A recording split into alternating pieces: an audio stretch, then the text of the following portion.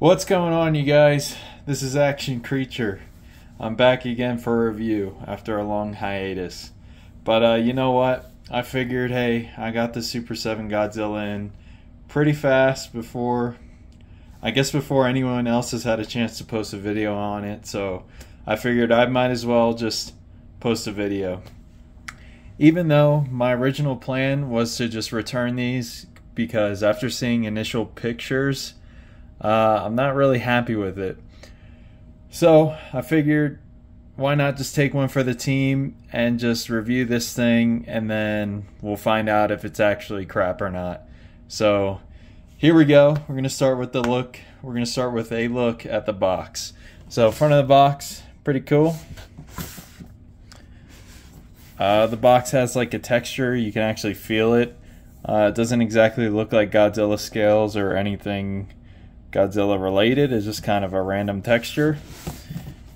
Back of the box is Godzilla vs. Biollante. And then front has Heisei Godzilla 1989, Godzilla vs. Biollante. Top of the box says Ultimates, Super 7. Bottom of the box, just legal mumbo jumbo.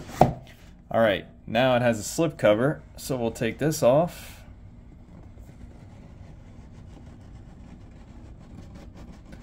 Slowly but surely. There it goes. Alright. So front of the box, we got to look at Godzilla through the window packaging. I mean, the display is pretty nice. I like that. Back of the box, it's got a little bio on Godzilla vs. Biollante. No pun intended. But, alright, cool. Let's get this figure open and start the review. I'm not gonna bother you guys with the whole unboxing everything, so I will be back in a second.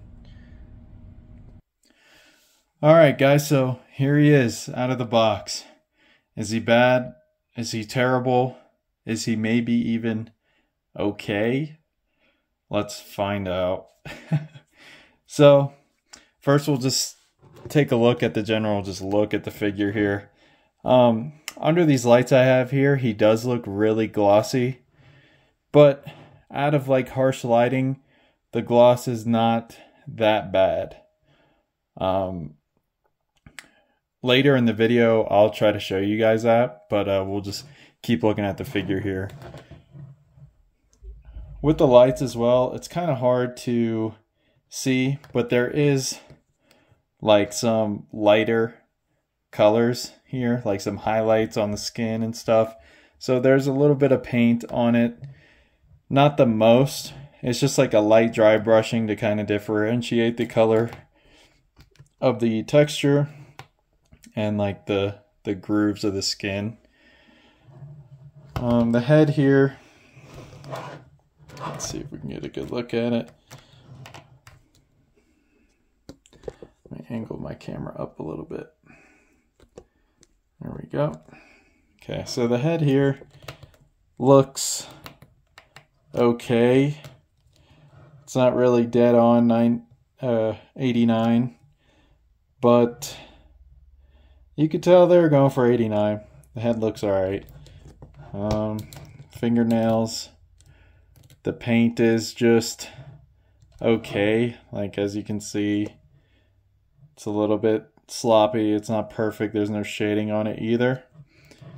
The chest, a lot of texture, but very, very minimal painting. Let's look at the toes. Just pretty plain Jane, nothing special here. Looking at the dorsal plates, they also just look very plain. It's almost like Playmates-esque. But, you know, it has a little bit of airbrushing to kind of liven up the dorsals, but nothing really special. Also, on the torso here, you can see just a big seam.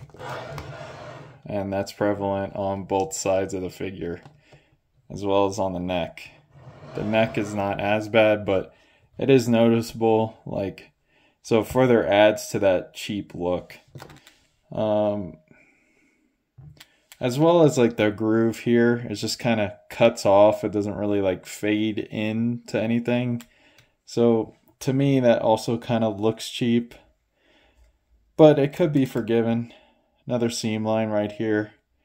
Nothing too crazy, but you know, for a $80 figure, 80, 90, you know, that's pushing the same range as Monster Arts, and we're getting way less quality. Here's the tail. Again, just very cheap looking. And if you kind of notice, it looks almost wet. I don't know what that is. It's just, I guess, even more gloss that maybe wasn't covered up. But you can kind of see where my thumb is. Super glossy right here. Just kind of weird. Something I thought I would note. Bottom of the tail, no real, I mean, there's detail there, but it's not really what the bottom of a Heisei Godzilla tail usually looks like. The feet have peg holes. I mean, just look at those toes. Not the best look. It's got a scuff already on the paint there, but that is on the bottom of the foot, so it's not a huge deal. But yeah, you can more so see the shading here. It's like really dark colors in the crevices of the toes. But yeah, so overall, the look is pretty plain, not very inspired, just kind of a generic looking Godzilla. Nothing too crazy here. And again, I will mention, in person, the gloss is not as bad. So just keep that in mind. But yeah, on camera, definitely looks super glossy. Also, he's kind of a rubber texture. He's a little bit rubbery. I don't know if this kind of shows you, but like this piece right here is completely like a nice rubber piece. Chest is plastic. The neck feels plastic as well. Yeah, just the diaper piece right here is pretty much rubber. But alright, that's enough of detail. Let's get into articulation. Starting off with the head, Godzilla can look up that much. And I'm really forcing it. I'm not in love with this figure, so if it breaks, I wouldn't be too upset. But yeah, that's how much he looks up. Looking down, and then tilting. So out of everything, he could probably tilt the most, which is, you know, the last thing we really need. I would like to have better looking up and looking down, but hey, he can tilt, which I'll take it. You know, I don't complain about on Monster Arts, but you know, if he could look up and down, that would be great. Obviously, look side to side. You can turn the whole neck if you want to too. Now for the arms, we just got hinges on the shoulder, so goes out to the side that much, down this much. We'll rotate all the way around. He does have a bicep swivel. And then for the hinge on the elbow, we'll go in that much there, just a little less than 90. And then for the wrist, obviously, twist all the way around, and a hinge. Go down that much, up this much. And then for the torso here, I remember Brian Flynn saying that this was going to be a ball joint. He lied. It is not a ball joint. It is just a twist. Just a plain twist. No tilting forward, back whatsoever. Just a twist. For the legs, they go out to the side that much. So both legs spread, you'll get about right there. In that much. Let's see how far he'll kick forward. about right there. And then kicking back, we'll go about there. Now for the knees, they do swivel. They will kick forward that much and then go back that much. So not the craziest movement, but you really don't need that much for Godzilla, so I guess it's okay. And for the ankles, they will go up this much and down that much. So you just get like pretty much one notch of movement there. But they do have some decent ankle pivot. So that's pretty nice. I always love to see good ankle pivot. So you can get them in a wide posture like that there. So that's pretty nice. Super 7, you know, their articulation usually sucks throughout the figure, but they always do good ankle pivot. So that's good. Now for the tail, for as many ball joints as it does have, this is probably the worst Godzilla tail I've ever seen. So it goes up like this. It will, so realistically, you know, you're always gonna have your Godzilla standing on his feet on his shelf, and the tail will only go down this much. Like, it has a permanent curve in this, so you can't get the tail flat on the ground. And like, I'm trying to individually move these joints, and they just will not go flat. That's a bummer. So as for left and right, keep the tail straight. It'll move pretty much, I don't know how to show you guys that, but it really doesn't move that much. Just kind of gets a little slight curve. You can just twist the tail and you get Godzilla's tail looking like that. And then, you know, you could twist it like this and you could kind of make it work. But if you look at it from the side, you know, his tail's gonna look like that. So, super limiting range here on the tail. Pretty disappointing. Really nothing great here, especially for $80, $90. Yeah. So that's the tail there. That's the articulation. Nothing really to see here. Nothing crazy. It's honestly worse than a NECA. Or, you know, maybe a little on par, like a little worse. Definitely not, I wouldn't say better than NECA. I mean, it's bigger than a NECA, but that's about it. You know, it does have a better head sculpt than a NECA, but it's just, if you want an 89, you might as well go with the Monster Arts because it looks 10 times better than this. Articulation is a million times better than this. So, yeah. So finally, we'll just get into size comparisons. Actually, before size comparisons, we'll look at the accessories. So, first, we have this hand here that Biollante's little tentacle goes through. And, you know, it looks fine. It's very just plain. Like, there's no blood dripping or anything. It's just like a green hole in his hand. Almost looks like a portal or something.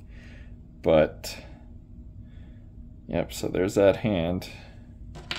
Here's the alternate head. And the teeth are clean enough, you know, nothing, no crazy detail. They're just one color. Again, just kind of reminiscent of Playmates there, but I know Monster Arts can be kind of the same sometimes too. But at least they're clean. At least the top row is. The bottom row, it just looks like they're all just gooped together, so that's not great. The eyes look fine. Let's get a closer look at those. It looks like they have a little lighter gray with some orange and then the white circles painted in there. Eyes look good.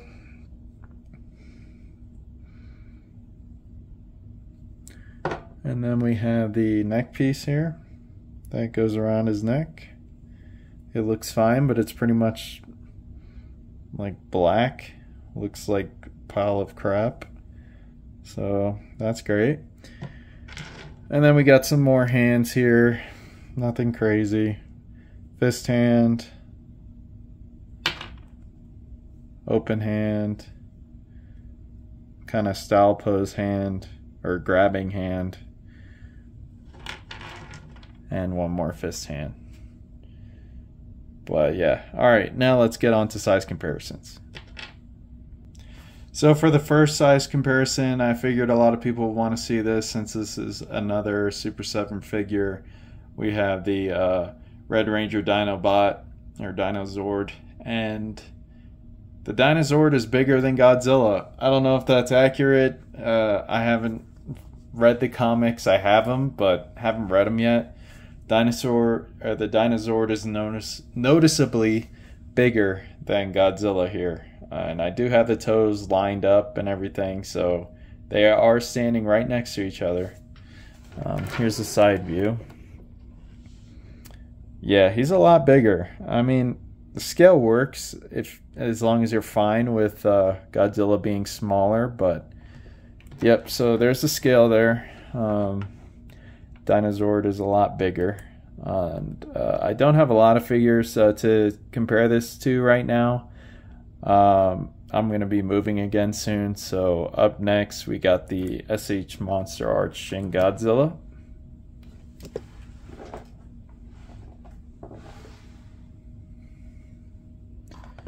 And you know, this is Monster Art, so obviously it's going to be smaller.